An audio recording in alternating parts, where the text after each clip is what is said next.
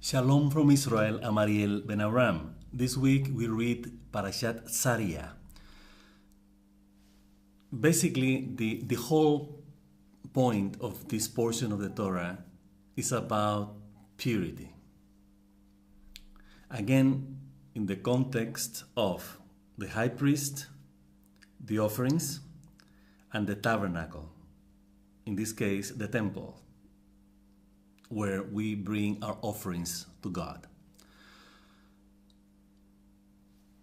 As we said, everything is related.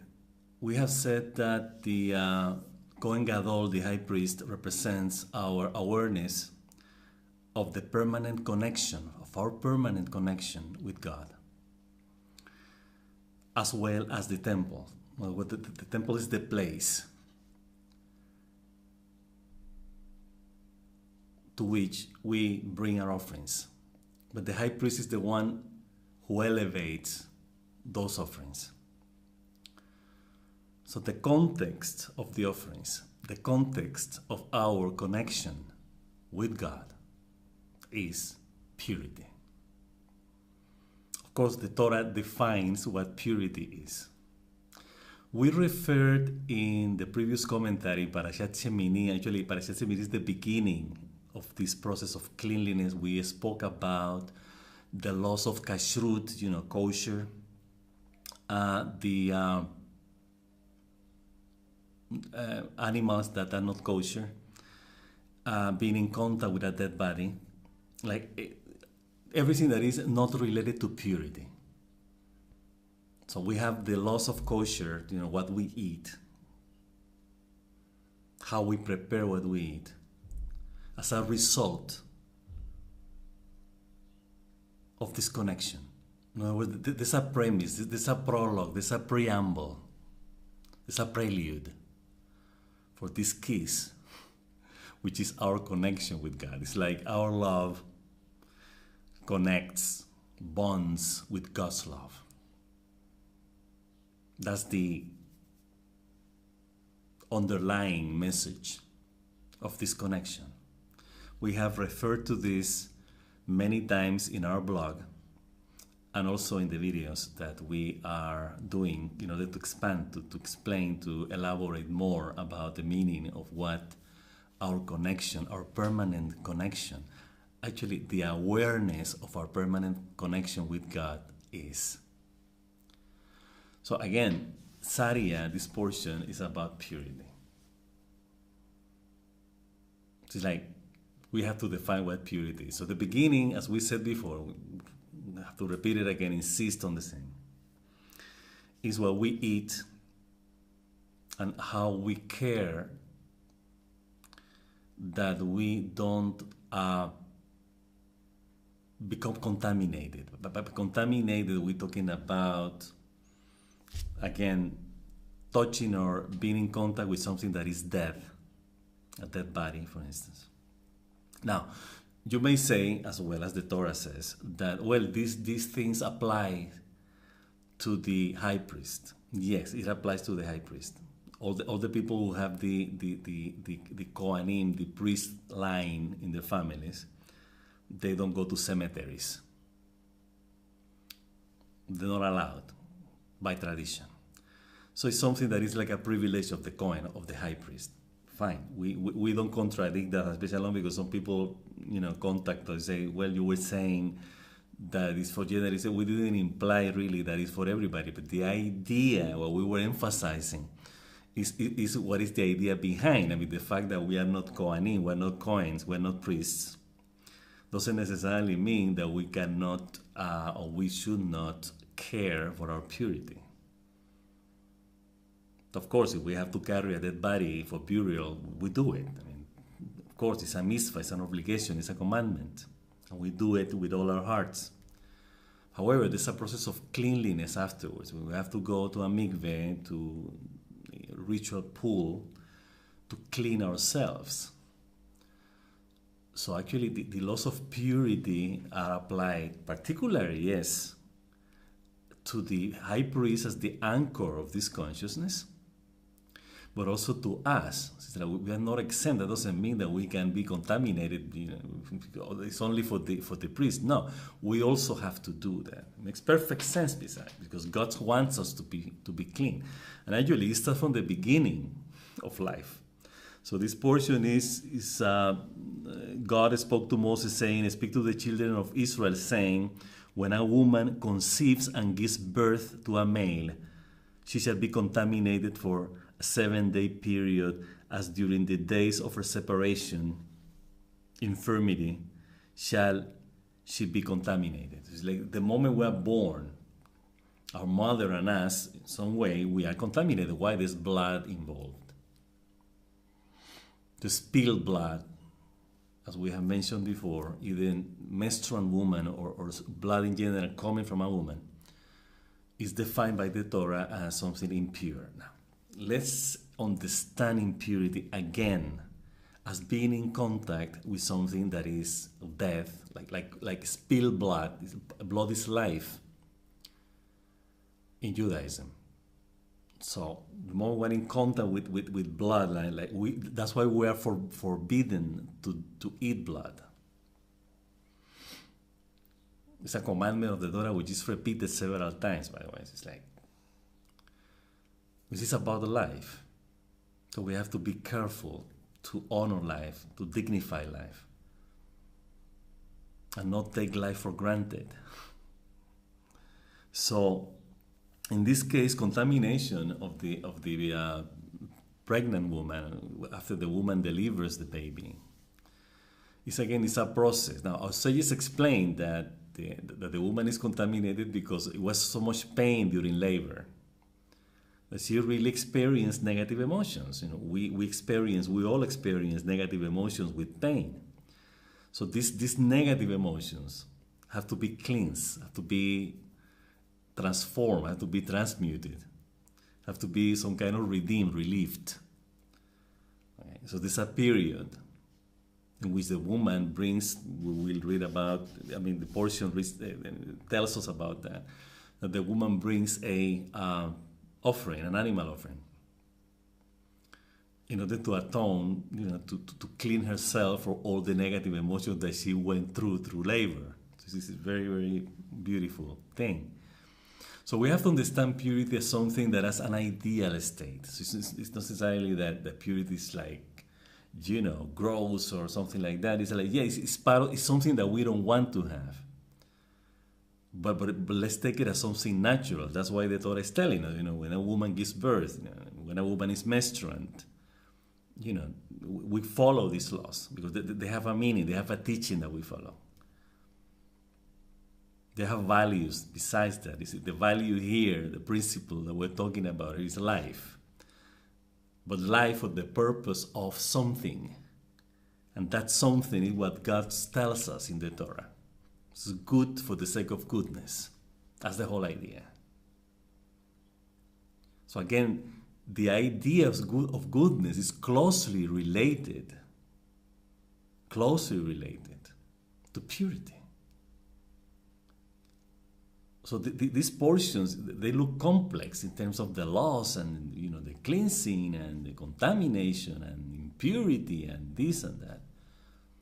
But the whole, let's see that the context, the whole idea behind these teachings that the Torah is telling us, is sharing with us, is to be pure. So the sense of purity, the sense that what we offer to God, the kind of life that we want to live, have to be experienced in the purest way possible. It makes perfect sense. So in this sense, we find, as we have said before, that everything good about life, everything about peace, about love, about protection, about responsibility, our caring, that's the purity about life.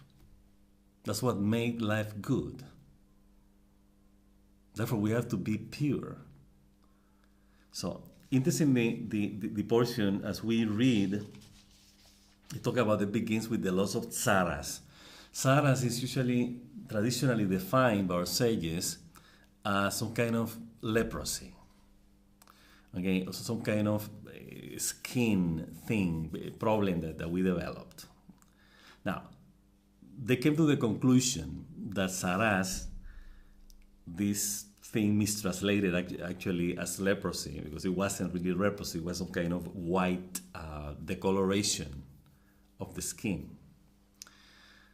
So it was not the putrid skin or anything like that. It was basically decoloration. It's like white spots. Happened during this period. In other words, after the Exodus from Egypt, we came to the desert, and that time and after, when we came to the Promised Land, there was like a period in Jewish history in which this decoloration of the skin, we would say, was the reason and how to cure it, occurred. In other words, it happened in past time. We don't have that again. I mean, we don't have like many thousands of years ago, we don't have it. So we have it back then. When we were in the desert and we came to conquer the Promised Land. So, because we didn't see that ever again. So some people start calling leprosy, with the leprosy that we know now, they still call it because there was something like really gross, that really negative, like something bad about the physical body. So it's like, so they read it in the Torah. It's like the Torah was talking about saras as something negative that came on the skin. So when they see a leper, again with different kind of, this is not about the coloration of the skin. This is the putrefaction of the skin, of the flesh. They call it the same term. They call it saras. So, but again, the idea, what we want to emphasize here is that our sages all get to the conclusion that the description that the Torah does about this particular skin condition was something that was happening in those times and eventually disappeared. Now, the idea, this is very, very interesting, the idea behind the decoloration, the saras, the decoloration of the skin, was a reflection. I mean, when we get this, it's some kind of vitiligo now. It could be probably defined like that, because it was a decoloration of the skin. Is that it happened because we were not clean, we were not pure. So it was like a signal. It's like, I'm not doing, something is wrong with me. Meaning I have done something wrong. There's something happening in my consciousness that I'm not kosher anymore. I'm not clean. I'm not pure. I'm not ritually pure, apt. In order to belong to the community of Israel, and also in our connection with God, which is basically the same. So in other words, when we are part of the community, like an active and positive element, I mean, we really are fulfilling commandments, doing everything good, everybody's doing everything good, everything is fine. We're part of the oneness of the community. When one person is not doing that, is doing something against the goodness that is meant to prevail in the community, as commanded by God, then this person will show signals. And in this case, the Torah tells us that the signals were the decoloration of the skin. So immediately, the portion tells us what happened. It's like, and what the person should do. So the first thing, it's very interesting, the first thing is that the person who got this decoloration of the skin, who is obviously committed some kind of sin, transgression, or is doing something wrong in terms of negative, within the community, or even with himself, he had to go to the high priest. Go to the high priest and said, could you tell me what this is? And then this portion of the Torah is telling us that the Kohen will observe the quality of the skin, and it will say you have Saras or you don't have Saras, or this is something different. And then what to do. So this kind of a process of this, the person really have this condition, the skin condition. He was temporarily removed from the community. In other words, this person have to do her own process.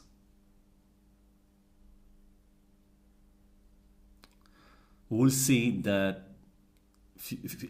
later in the Torah that Miriam, the older sister of Moshe, got it.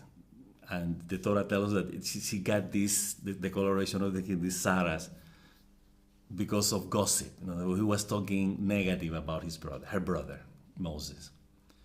And God punished her. It's like, you shouldn't be saying anything wrong. Even if it's wrong, you don't have to say it. Okay, so then she was basically separated from the community for 7 days.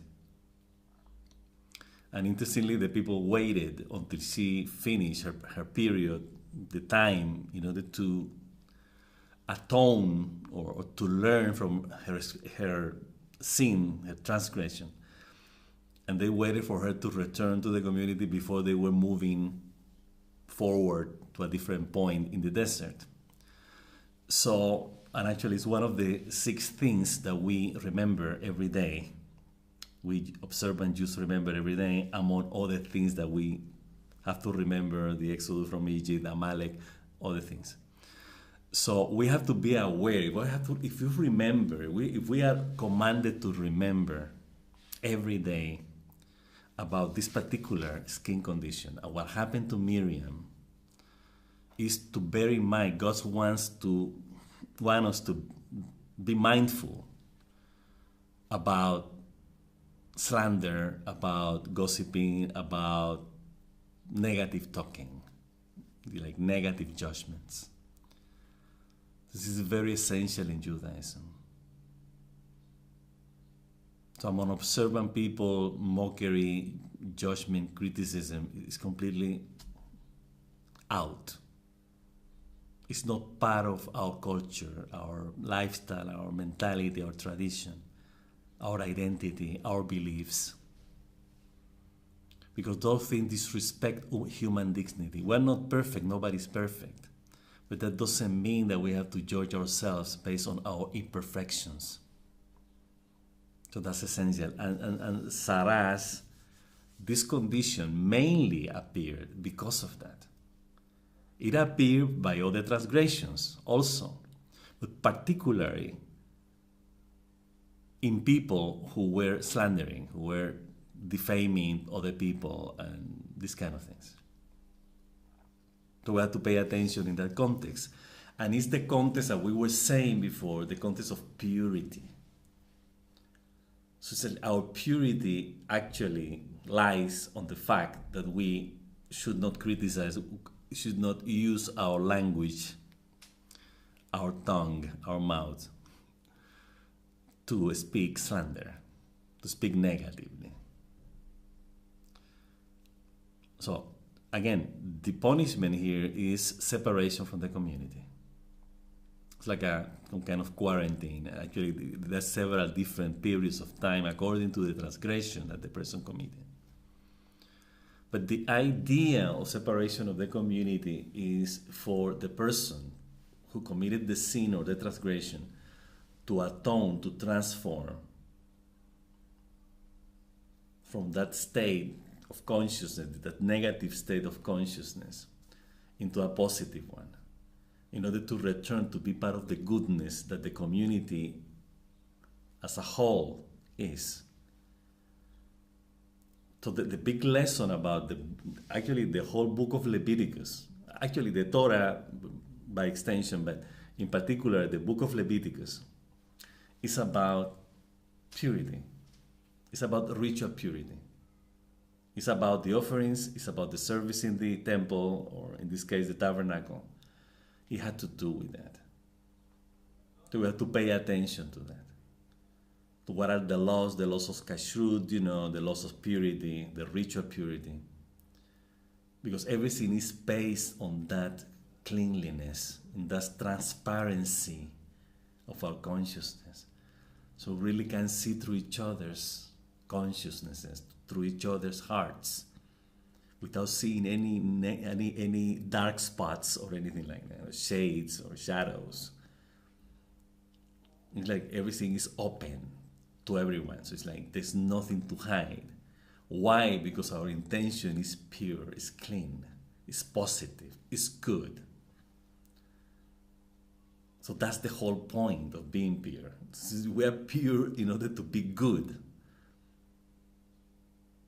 So all these things, of course, all these ritual things regarding purity, keeping kosher, those kind of things, don't get close to dead bodies, don't eat bad animals or negative animals or animals with negative connotation, with negative qualities, negative traits.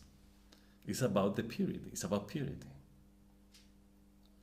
So it's not purity in this case of I'm immaculate, don't touch me, that kind of thing. It doesn't work that way here. This is mostly about intention and expressing what is behind the intention, that is goodness. So if our motivation, what motivates us to be good and to do good, is there, then we are pure. We're clean. That's the whole point. The bottom line is that, it's goodness. So it's not being pure for being pure. There's a purpose, there's a reason, there's a cause and an effect. The cause for us to be pure, to be good, is to be pure. As also as the effect. It's purity, goodness. So that's the whole idea behind this whole section. Let's talk about most of the portion, actually. Tazria explains the different kind of skin conditions. If it's inflamed, if they have burns, the colors, if it's too white, if it's not that white, that kind of thing. It goes into details, but again, let's reflect in what we said before, that our sages get to the conclusion that it happened in other times. We don't have that things anymore. The last dozens of centuries, we don't have that. But the fact that we don't have it, that doesn't necessarily mean that we have to forget about that. Well, that happened in other time. We don't have that thing. Nobody have that. People do evil and they don't show anything in the skin or anything like that. But the idea is that the Torah is telling us this is permanent. The Torah is infinite, is eternal, is forever. Therefore, we have to learn from this. What is behind this loss of saras? And then there's an ethical and a moral lesson behind us in all teachings of Judaism, in all the traditions in Judaism, in all the principles of Judaism. All this purity thing is about ethical, it's about goodness. It's about being and doing good. That's the whole point. We have to insist on that. Because the whole Torah is about that. Life is about that. That's the main, fundamental, as we have said, principle in Judaism. So, it's interesting because they talk about something that we wanted to highlight in this portion.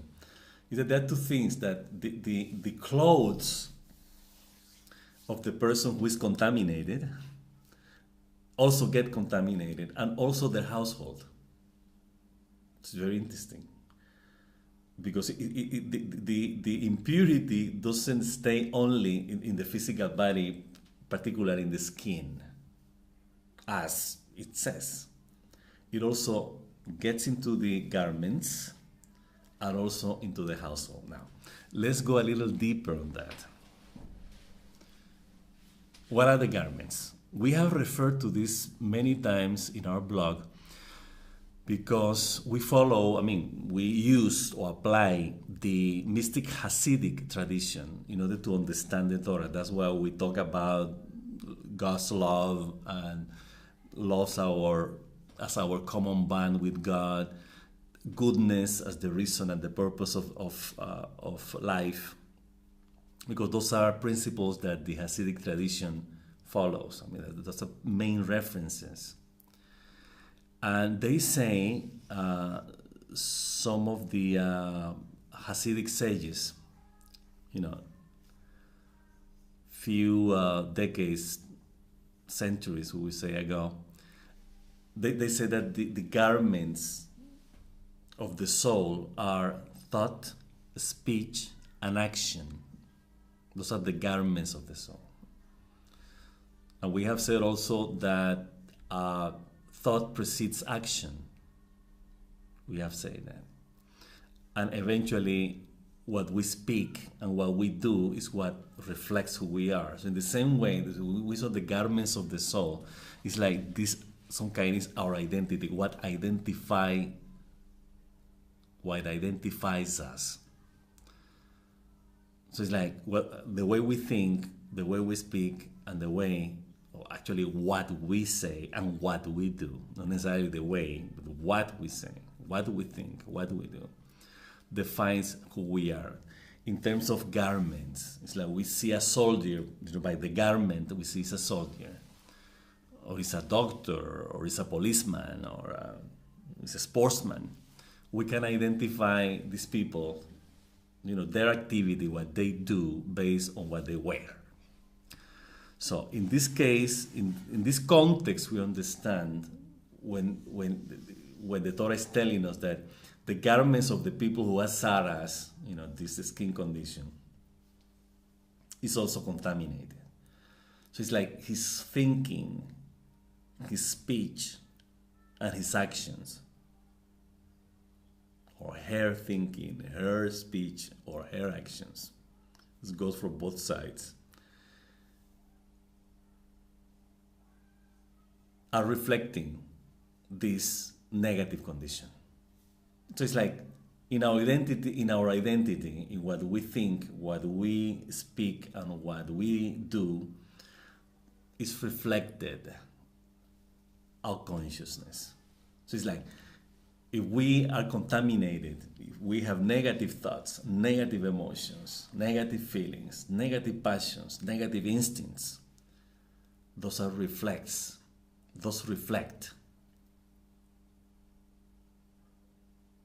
in what we think, what we do, and what we speak.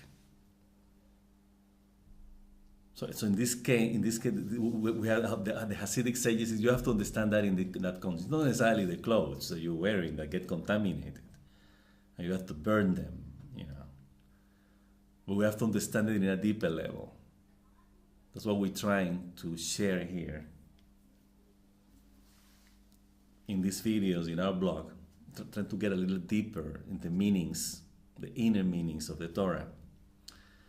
So then, and about the house, this is something even more important, because when we're talking about the house, regardless if we have family, like spouse, children, that also get contaminated, the Torah is talking about the structure, the physical structure of the house. So like the walls, the roof, the floors, like everything. So we have to go to the Kohen, to the priest, and tell, and the priest, according to this portion, he will tell us how to clean the house, to decontaminate the house. But again, what is the house? Our sages also say, mystic sages also say, that the house represents our consciousness. This is very interesting. What kind of house do we live?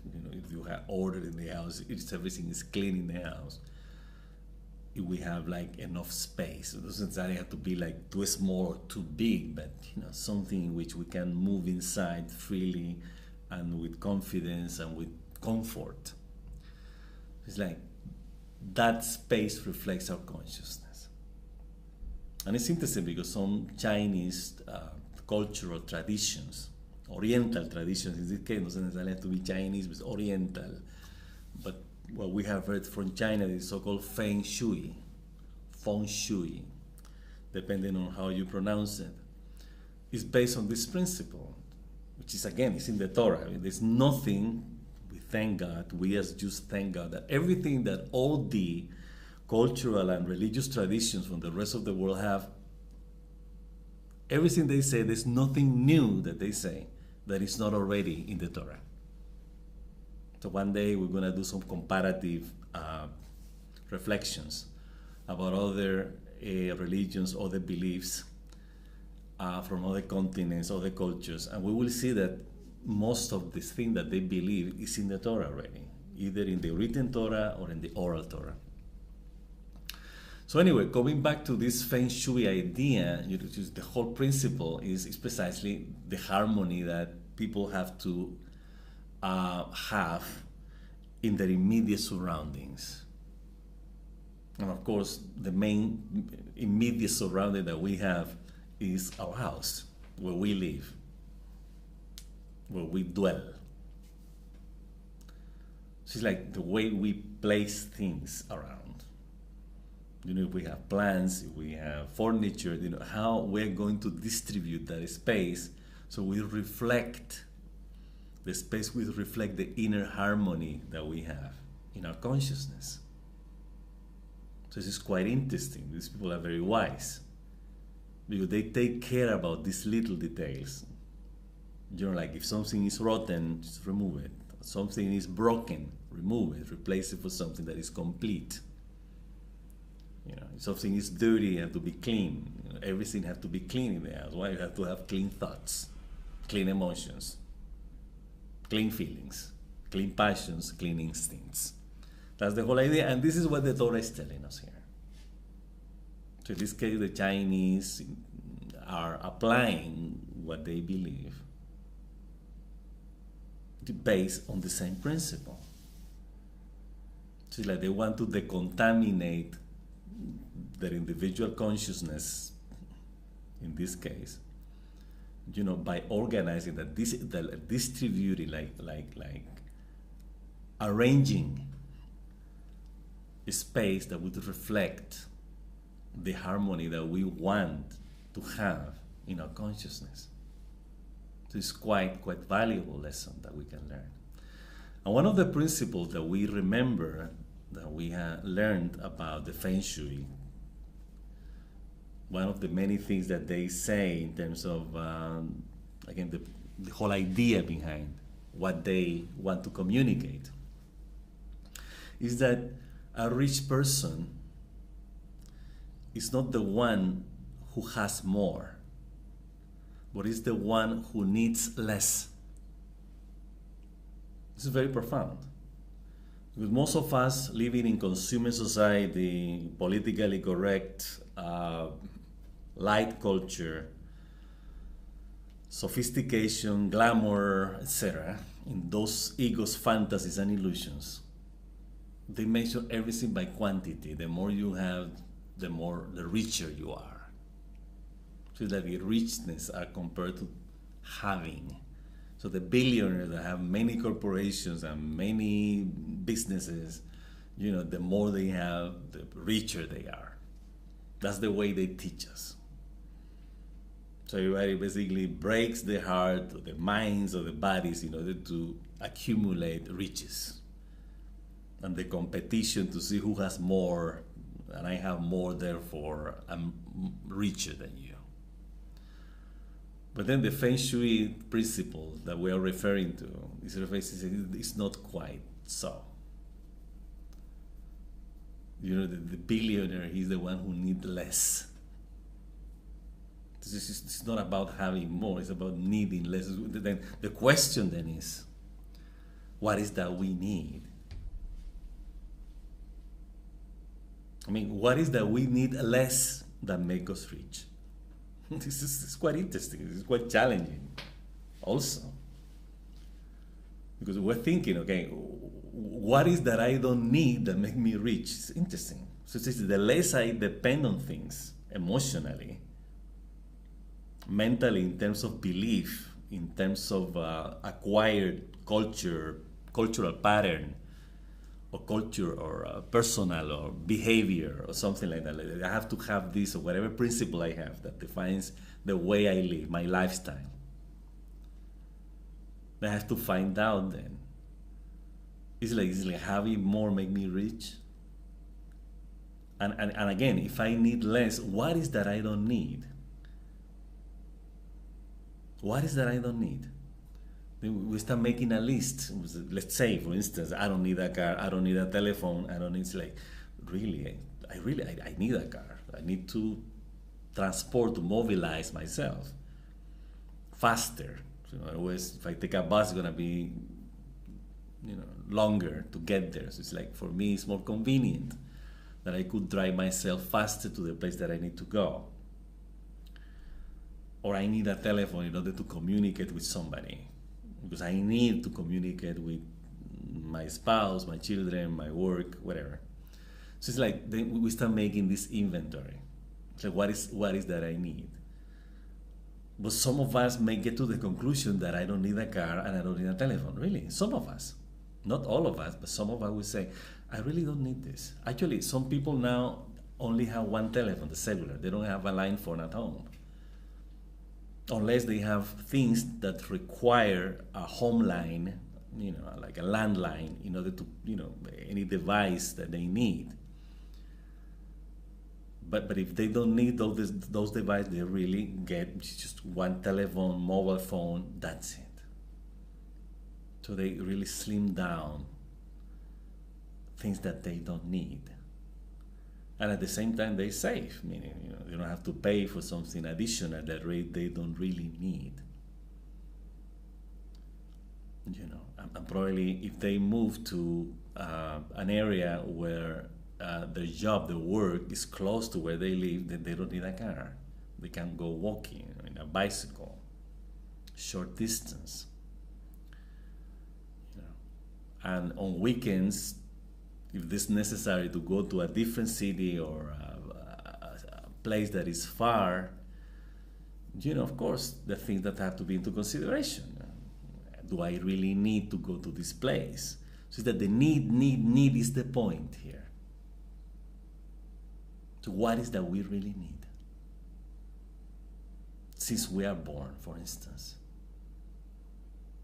So let's check out the basics here. It's love, care, protection, nurturing. The basic things. And then the next step is learning. So we need to learn. Learn what? Then that's the moment in which we have to make a choice. Is that I'm gonna learn consumer society, light culture, politically correct, sophistication, glamour, vanities, or my true essence and identity, our true essence and identity. What is that? Something that I need to know. This is who I am, essentially. And then we get that to what this portion is talking about. So what is the purity that is about my essence that I need to have as part of me every moment of my life?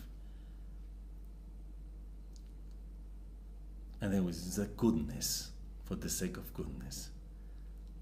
And love's ways and attributes, not ego's fantasies and illusions. No. Something that really matters.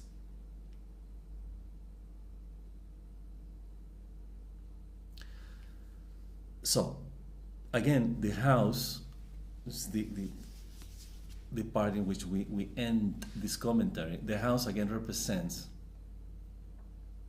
our consciousness. We have to be careful with the house.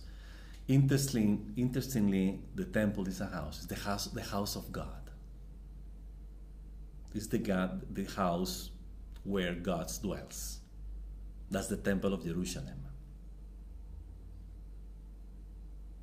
So he asks us, build me a temple, build me a tabernacle so I can dwell in you, among you.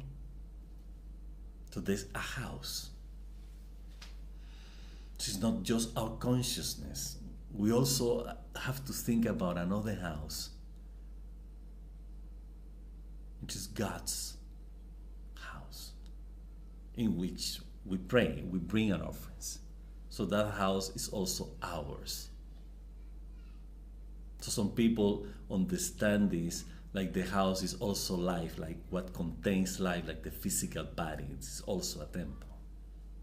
It's another way to understand it. You have nothing against that. But again, the idea is not to make the body something that we revere and adore and make it like something that we have to care and we have to do fitness and makeup and that kind of thing. No, it's just the means. As the temple is the means to communicate with God. Our bodies, our lives are the means to communicate with God also in order to do something with this life that He wants us to do. Which again we repeat and we will repeat over and over again, is about goodness because we come from the goodness that God is. And towards that goodness we go. That's our destiny. To discover from where we come from and what is the purpose of that from which we come from, which is also our destiny. It's like our cause is also our effect. So we have to find out what is our cause, what is the cause of us, what caused us, and be also the effect of that cause. So that cause and the effect are the same. That's the whole idea behind Parshat Tazria.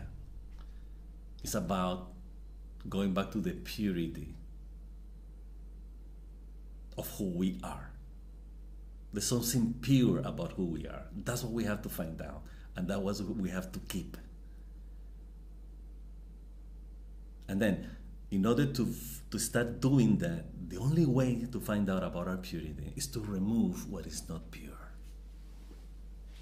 That's what we have to do. And we know that. Of course we know. We know what is evil, we know what is wicked, we know what is destructive, we know what is alienating, we know what is demeaning. We know that. And we have to find out how, in our own process, we clean that. So we need to be separated from the goodness for a while in order for us to realize what goodness is. This is the whole idea of the exile. That's why the Hasidic masters, they say exile is the precondition for redemption. You cannot be redeemed if you don't live in exile. It's actually pretty axiomatic. It's common sense. In order to find out what light is to be in darkness. So then we understand that darkness and negativity are references for us to choose what is positive and what is light. And light in this case is love's ways and attributes. Interestingly, our sages in the Talmud say something about, we're talking about a place, like the house is a place, and the Temple of Jerusalem is a place. And interestingly, we call in Judaism, one of the names of God, we have said many times before that in Judaism, God has several names. Shalom is one of his names, for example. Emet, Shalom is peace. Emet means truth. Rav Hesed, abundant in loving kindness, that was one of his names. Rahamin, compassionate. But it's also named the place. This is very interesting. The place, Hamakom. It's like, how come? I mean, peace means something, truth means something, loving kindness means something, compassion. What about a place? What place? I mean, what is a place that you call God a place? So the sages in the Talmud elaborate about that. They say, well, it's very simple. The place of the world is God. So our place is God. But we are not the world. It's not God's place. Which makes perfect sense. God is undefinable, so we cannot limit, circumscribe, restrict God to a place, to the world, to the universe, to His creation. He's beyond our imagination, our conception, understanding, everything. So actually, there is no place for Him in our consciousness or in the world or in His creation, because His creation is not God's place. However, the place of the creation, of the entire creation, the place of that creation is God. For the simple reason that this entire creation that is unmeasurable, scientists are measuring the size of the universe more and more and more, it doesn't stop.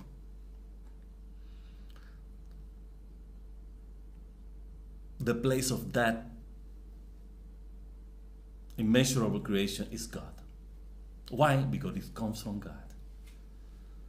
Therefore, our place is God. So He wants us to build a place for Him so He can dwell among us. It is not His place. Us is the place. I mean, God is our place. So the temple is, in this case, a symbolic structure. Because the entire creation is full of His glory, is full of Him. Therefore, the place of creation, all the entire creation, the world as, is God.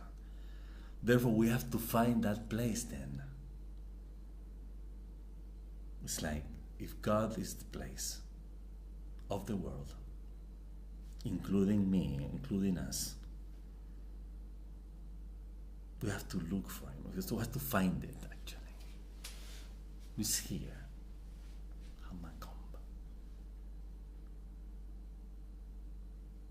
So it's like the entire creation is full of Him. It comes from Him. So is that the deeper meaning that we have to go when the sage says something interesting like that, you know? And that case, that place is pure.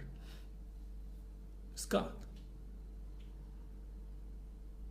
And then we find that purity, that God in the goodness that He is for us, in the loving kindness, abundant loving kindness, compassion, grace,